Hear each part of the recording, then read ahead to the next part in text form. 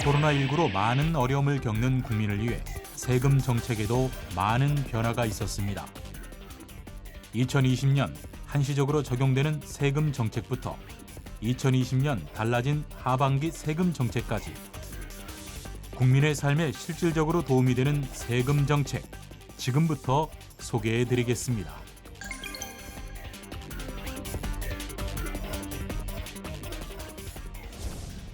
지금부터 사업자 등록증 발급기한 단축, 재외국민과 외국인의 부동산 등 양도신고 확인서 제출 의무 신설 등 2020년 하반기 달라진 세금 정책과 승용자동차 개별 소비세 한시 인하, 소규모 개인사업자 부가가치세 감면, 간이과세자 부가가치세 납부 의무 면제 기준 금액 상향 등 2020년 한시적으로 적용되는 세금 정책을 나눠 소개해드리겠습니다. 우선 2020년 하반기 달라진 세금 정책입니다. 창업 환경을 개선하고 납세자 편의를 제고하기 위해 사업자 등록증 발급 기간을 3일에서 2일로 단축했습니다. 그리고 2020년 하반기부터 재외국민과 외국인의 부동산 등 양도신고 확인서 제출 의무를 신설했는데요.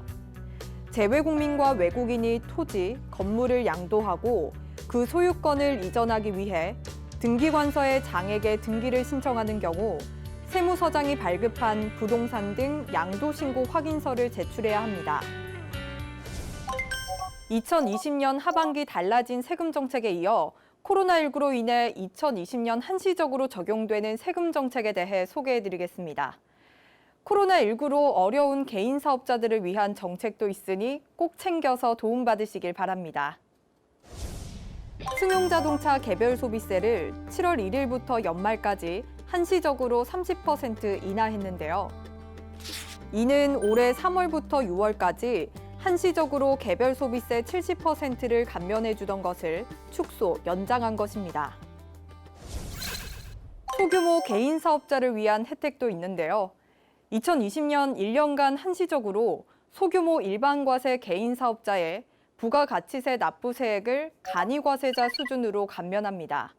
이는 코로나19로 어려움에 처한 영세 개인 사업자를 지원하고 납세 부담을 줄이기 위함인데요. 소규모 개인 사업자로서 부가가치세를 감면받기 위해서는 몇 가지 조건이 있습니다. 일반 과세자로서 개인 사업자여야 하며 감면 대상 과세 기간의 공급가액 합계액이 4천만 원 이하여야 합니다. 또 부동산 임대 및 공급업, 개별 소비세법상 과세 유흥장소 경영사업 등 감면 배제 사업이 아니어야 합니다. 그렇다면 얼마나 감면받을 수 있을까요?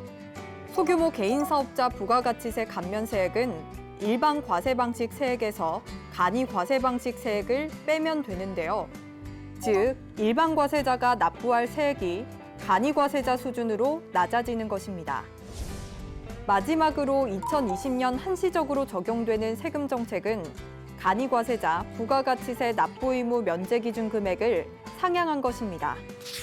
이는 코로나19로 어려움에 처한 영세 개인 사업자를 지원하기 위한 취지로 간이과세자 납부 의무 면제 기준 금액을 연 매출 3천만 원 미만에서 4,800만 원 미만으로 상향해 적용합니다.